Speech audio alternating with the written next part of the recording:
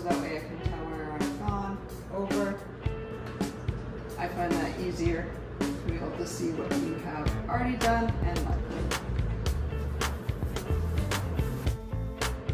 Also, I like using foam rollers because the other rollers, I always find that parts of it come off and get left in the ceiling, and that is a pain. This paint is also a primer and a paint.